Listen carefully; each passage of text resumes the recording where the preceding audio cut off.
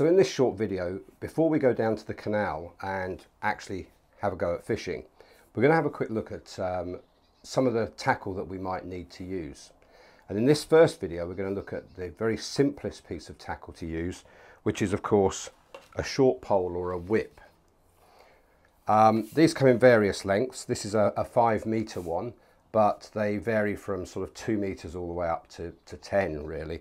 The most common sizes and the ones that you'll probably need to look at would be a 4 meter or a 5 meter. Now 4 meters are readily available. A Guru do a very good beginner whip for about £15, which comes with a rig. But if you're on the Forth and Clyde Canal on some of the areas, you might need 5 meters to get beyond the weed. And when you buy a 5 meter whip, you're probably not going to have a complete whip kit. So you're going to have to make the whip up. So in this video, we're going to have a quick look at the type of whip you should be looking for.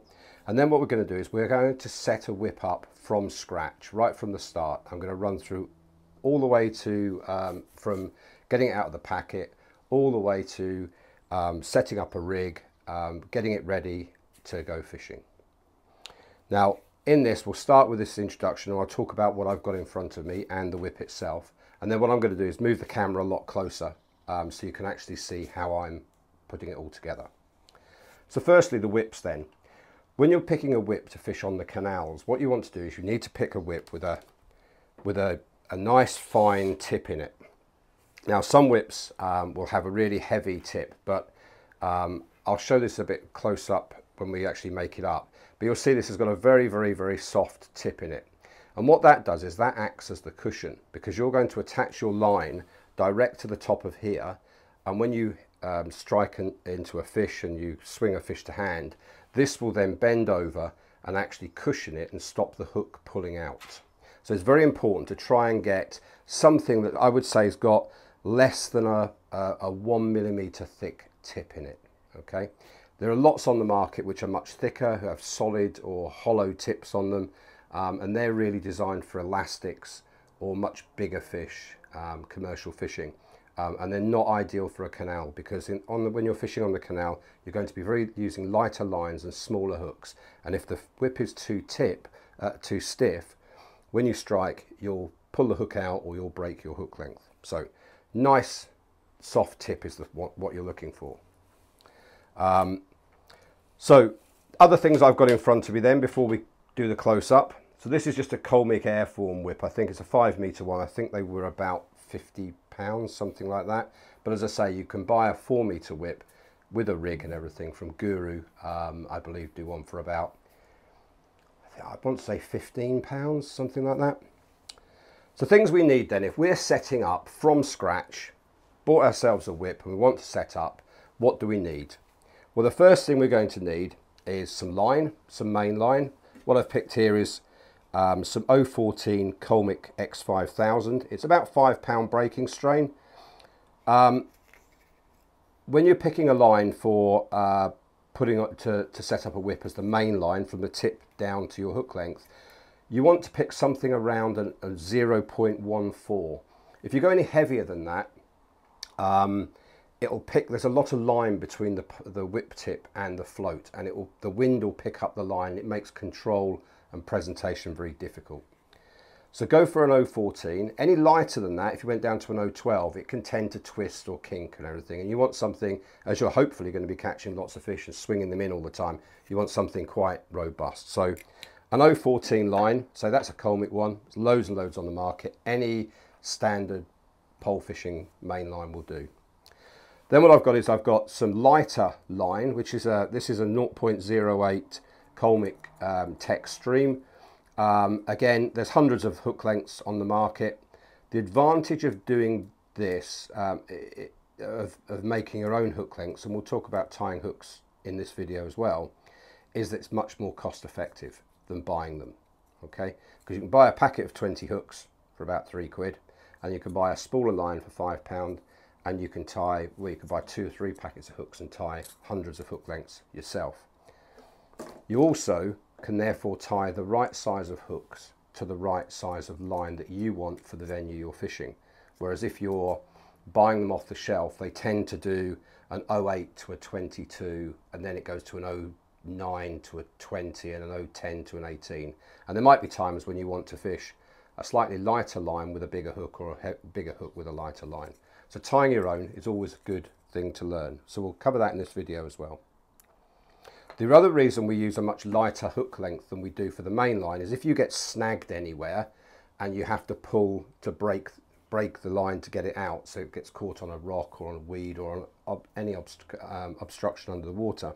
Of course, the hook length's going to break first, and then all you need to do is change your hook length, and you don't have to set a whole rig up again. So make sure all the time that your hook length is a much lower breaking strain than your main line. So the other things we've got in front of us, I've got a loop tire. These aren't essential, but they're a really nifty piece of kit. I'll show you how to use that in a minute. There's lots of videos online of how to do it, but I'll show you how I use it. We want a mechanism for attaching the line to this little flick tip. And there are two ways to do this really. So you want to put something on here so we can attach it. So you could, if you wanted to, buy some of these little Drennan whip connectors and glue one on the end. They're very good. They have a little sleeve that you then just slide back. You just put the loop of the line on and close the sleeve up and you're ready to fish. So they're really quick and really easy to use. My problem with them is that sometimes the line can wrap around the tip behind the whip connector, because they do put a little lump onto the end. And then if the line comes off on a very fine tip at an angle, it can break the tip. So they're very good. I believe the Guru whip comes with one already fitted onto it, so it's a Billy bonus. But if you haven't got one of those, then what you're going to need is a bit of silicone, sort of heavier silicone, good quality stuff, and a bit of super glue, and I'll show you how we're going to do that, because that's how we're going to set this one up. We're not going to use one of these. We're going to act as if you don't have one. We then need floats. Now, if you're on a 4-meter whip, I would suggest starting off on the canals in Scotland, go with a 4x14 float. And if you're going to have a 5-meter whip, which we're going to set up today, go with a 4x16. So 4x14 is about 0.3 of a gram or 0.4 of a gram, and a 4x16 is 0.5 of a gram, so half a gram. And the reason you want to balance the size of the float to the whip length is obviously the further you're going to fish out, the heavier you need the rig to be able to get it out easily and keep control over it. I would also suggest just going for a standard narrow slim pattern roach type float, and we'll look at these in a bit more depth, with a carbon stem, because the carbon stem will follow the bulk on the whip rig and it's less likely to tangle up than a wire stem. We then need a winder to actually put the rig onto. We need some silicone for the floats, obviously, wrong order. Some shots to weight the float down. And then a little pair of snippers and a pair of pliers to put the shots on. Okay. And the other thing that I've got on here, obviously, is a couple of packets of hooks, which we will cover when we tie up a hook length. And I've made a little hook board, which I'll talk about a bit later in this video, of how you can make one yourself for spare hook lengths. So I think that's covered all the components. So what we're going to do now is I'm going to move the camera, we'll get it a lot closer, and I'll start to show you how we go about constructing the whip rig and putting it all together. Okay, so we've moved the camera around and we're now going to look at, as I said before, connecting the actual line, the main line, the X5000 main line, to the top of the whip itself without using one of these connectors. So the first thing we're going to need is a bit of silicone tubing. As I say, any good silicone tubing will do. This is again a Colmic one. I tend to use a lot of Colmic stuff, but any good silicone tubing will suffice. What you want is you want to cut a small piece, probably about, I don't know, 5 mil long from the silicone tubing. We'll keep that other piece there in front of us for in a minute. And all we're going to do is we're going to take our whip, tip of our whip, and we're going to put the silicone tubing, if if I can get hold of it. It's always easier when you're not operating through a camera. And we're going to slide that silicone tubing down, and we want it to come down about, I don't know, about 5 centimeters from the tip.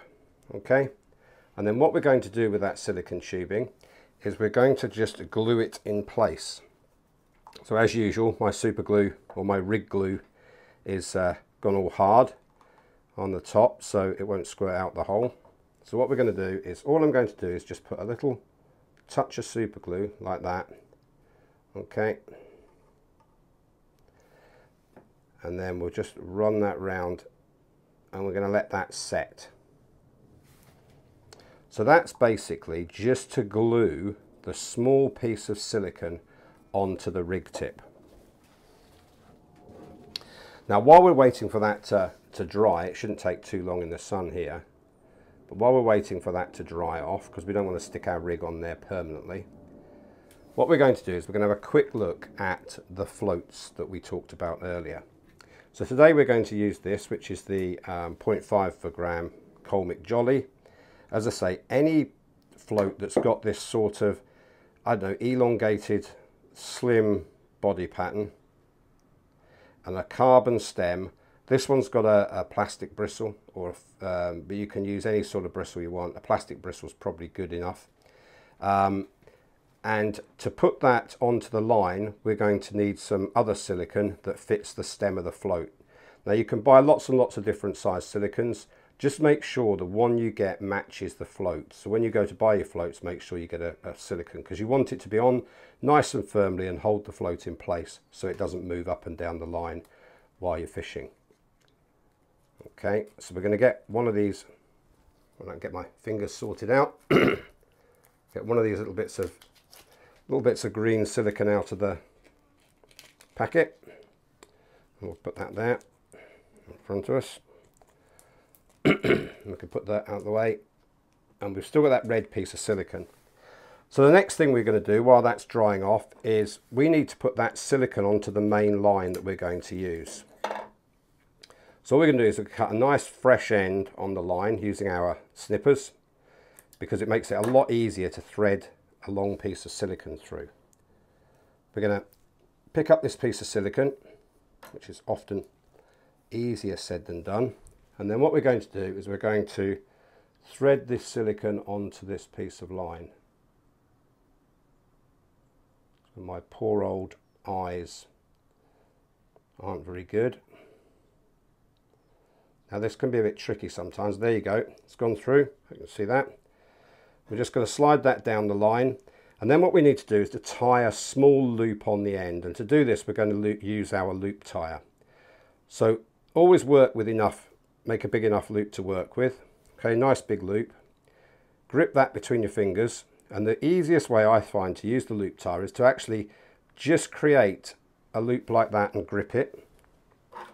If we then pick up our little sensor's loop tire, we're going to put that down through the loop we've created. So that's the loop.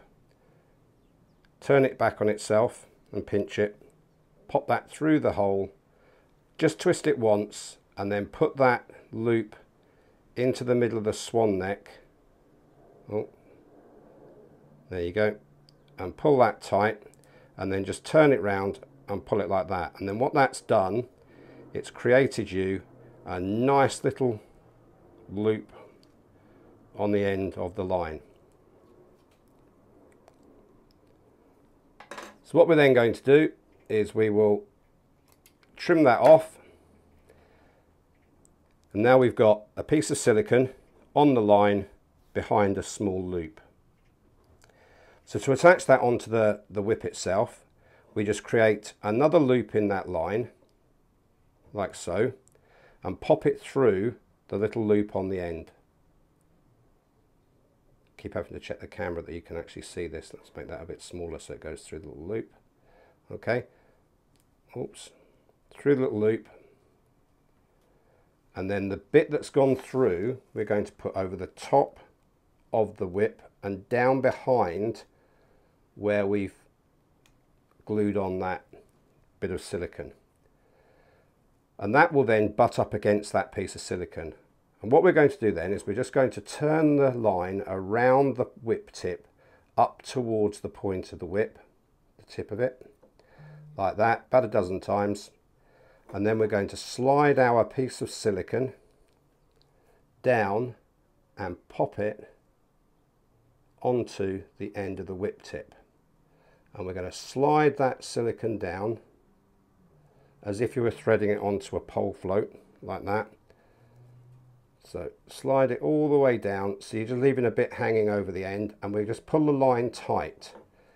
And then what happens is you've now got the whip tip connected and a bit of silicone hanging over the end, okay, to keep it in a nice straight line.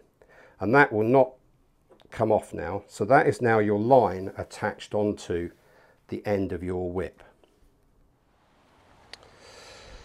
Okay, so we've relocated back outside to the garden now, simply because there's just not enough room to demonstrate what I want to demonstrate in the summer house. So obviously we've got our line attached to the end of the tip through the silicone, as we did in the summer house. So now what we're going to do is we're just literally going to feed the pole out. So do this. So we're going to feed the pole out, and all the time allowing the line to spin so we get the line to the length we want. And what we're looking for is we want the line to be, when you're holding the whip comfortably in your hand, you want the fish to swing to your hand. So if we come down to, remembering of course that we're going to have a 6-inch hook length on it, so where we want the rig to end is just above this line here. So what I'm going to do is I'm going to get down to where I think we need to be.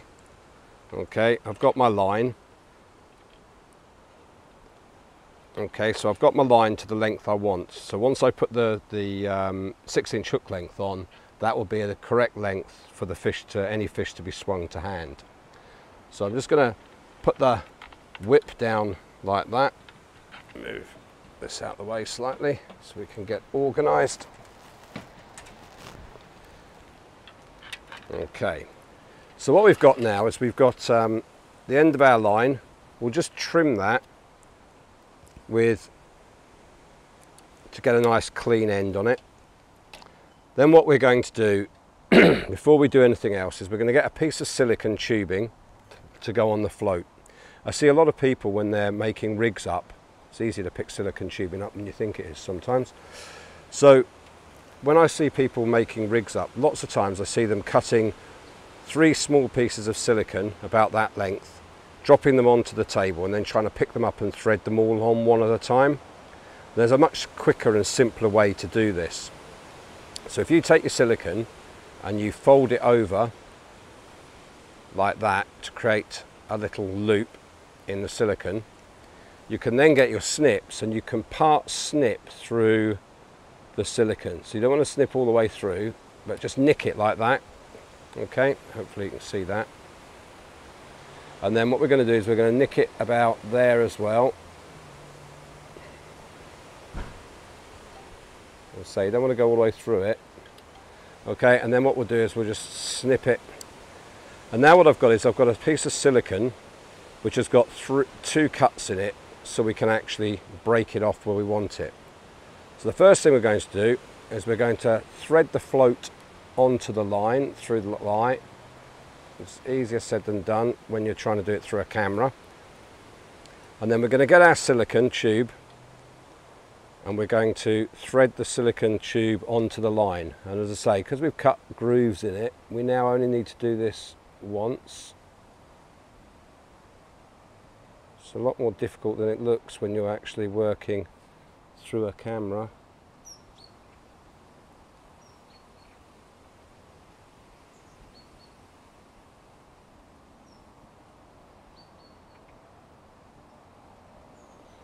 Okay, so it's trying to go on there. There we go.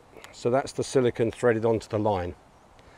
Now all we're going to do is we'll push the float up a little bit, move it down fractionally so we can see this, and then we're going to get the float and we're going to put the silicone onto the end of the float to trap the line in. Okay. Oh. I'm doing everything back to front today. I normally operate the other way around. Okay, and then what we'll do is we're going to pull that silicone for a break, and that bit slides up, and leave, when you put the silicone on, leave about 1 centimetre back from the base of the float, because what that allows it to do is it allows this angle of the line, and it stops the line digging into the float body so much. We're then going to put the silicone back on, get to the next bit, and we can just nick that piece off, and that goes up to the middle. We always put 3 pieces of silicone on, because if one breaks we can then actually just slide one down and we don't have to reset the rig up. And the final piece of silicone, once you've put it on, it says like that, we leave it hanging over the end a little bit like this, and what that does is that actually stops any sort of kinking of the line at the bottom. Okay, so that's our float, and we can just sort of slide that up out of the way, ready to fish. So now what we need to do is we need to tie a little loop in the end, and yet again we're going to use our loop tire. So probably be a bit more difficult to see out here, but you've seen it once anyway. So we get a nice piece of line, we wrap it over, we take our loop tire tool, make it a bit bigger than that. Okay, just to give us plenty to work with. Create a loop. We're going to pop our loop tire tool through the loop, twist once, put it over the top of the hook, pull it out, and there's our loop tied. And then we're just going to trim that off with our little trimmers, like so. Okay, now the next thing we've got to do is to add some weights, add some shot onto this to actually make the float sit properly. And what we want the float to do is we want the float to actually sit like that in the water. So all the body underneath and the bristle right down, dotted down, probably like this, so that any time a fish just touches it, it will sink and we'll see the bites. So this is a, as I said before, this is a 4x16 jolly, which is 1/2 gram. So we know that a number 9 shot is 0.06 of a gram, and a number 10 is 0.04. So if we put 7 number 9s and 2 number 10s, that should shot it just about perfectly. Now we might need to do a little bit of trimming slightly with the shots, but it should be pretty much there. So when we put shots on, we're going to start at the bottom. We want 2 droppers and a little bulk of shots. So we'll tip out a couple of number 10s, probably slightly too many, but we'll put them away later. We're going to get a number 10 shot, and we're going to put it onto the line in the groove. And then what I'm going to do is I'm going to slide that down, and I'm going to use my little pliers. Oh, except when you drop them underneath the camera, that could be tricky. I'm going to drop them under the thing. Now what it's easier to do is it's much easier to do this when the line is tight. So we'll move the whip away so we can actually get it into shot. So as I said before, we're going to get the shot. I'm going to pop it onto the line like so. We'll squeeze it on and then we'll move it down. Okay, so we grab hold of it and then we can move it down to just above the knot, give it a squeeze, and that's the shot on the line. Now what I want to do is I want a tapered drop, so I'm going to have a 6-inch hook length. So the next shot I want it about probably 5 inches above that one, 4 or 5 inches above that one. 4, let's go for 4. Okay, I'm going to pop that on to the line, hold it like so. We're going to get the pliers, make sure the length's about where we want it, and we're just going to nick that onto the line, and that's our next shot on. Now that's all the number 10s we want, so now we need 7 number 9s.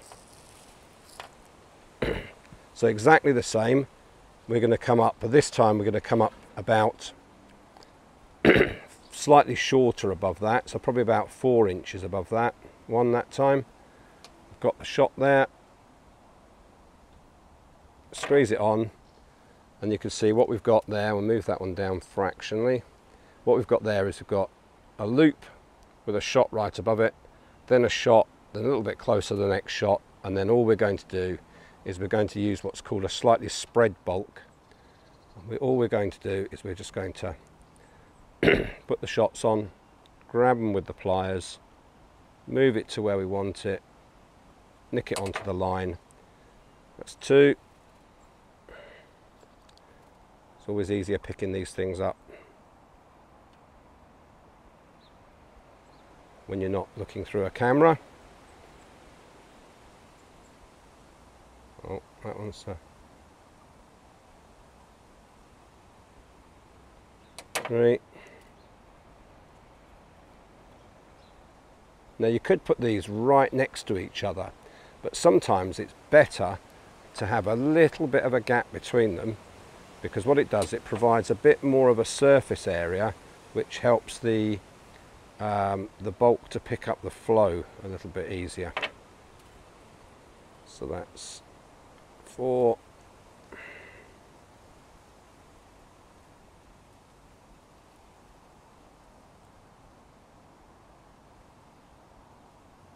5. Oh.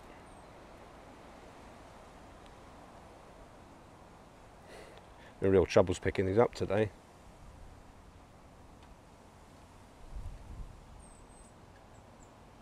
6. One more. I think it's one more. We'll double check it anyway.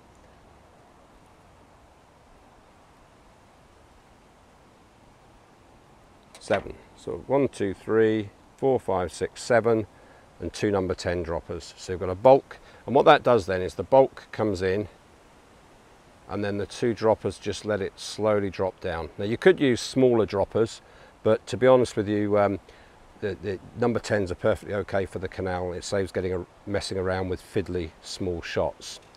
So we've now got our float, the shots we need to shot it correctly, and we've got a little loop on the end to put our hook length on. So the next thing we need to do really is to tie a hook length. And what I've got here then is I've got some Textream line, okay, 08 as we said before. I've got some hooks, we'll tie a size 20, that's easier, okay, and then it'll be easier for the camera to see. And what you need to do when you're tying hook lengths is you need to keep the line tense, tight, okay, under tension, in order to tie the hook length correctly. So what I'm probably going to do is I'm probably going to move the camera again and show you how to tie the hook length, okay, in a minute. But what I've got at the moment is I've got one on this little hook board that I produced yesterday, okay, which I'll talk to you about when we do the hook lengths, and we'll do them back in the little hut, okay. And you'll see they've got pegs on this board, and then on here I've got the pegs are 6 inches apart, and on the board I've got a size 20 hook on 08 line with a loop on the bottom. So what we're going to do to attach that onto the other one, we're going to take the loop, okay, from the hook length and put it over the top of the loop of the main line. We're then going to take the hook and we're going to put it down through the little loop, and we're going to pull the hook tight, and that will close down the loops there, okay, and you've got a hook length attached now. Hook, loop and small shot, put my fingers there so it focuses properly, loop and small shot, next drop a shot, and then higher up we've got our bulk of number 9 shots going up then to the float, and then on up to the top of the whip. So having made our rig, we don't know what depth it's going to be, so having made our rig we then put it onto the winder, which I've left at the moment in the shed. So I'm going to pause this and I'll come back in a second with the winder and show you how to put it on the winder. Okay, so that's us back then. So we now have our winder. So what we're going to do is we're going to get hold of our hook, and we're just going to place the hook into the little slot, and we're going to start to wrap the rig around the winder. Okay. It's always difficult to get to see this properly, but there you go. Okay, so that's the float on the winder now. We're going to keep wrapping the line around the winder. Okay. And what we do is, as we do it, we start to collapse the whip down. Okay, so we start to draw the whip in towards us, slowly taking it down. Okay, now what we've got now is we've got the end of the pole and we've got the whip. So if I collapse this down, I'm just going to show you this. All you can do then is, if you want to be really quick at setting up, you can then take your pole rig, put it onto the whip, and just put an elastic band around it so that it's ready to fish with, already set up, ready to get out of the bag and start fishing with on the canal. So I think what we'll do is I will tidy up here, we'll move it back inside, so I'll show you how to tie the hook length up, and we'll talk about how I made this little board, and we'll be back inside and back online in a couple of minutes.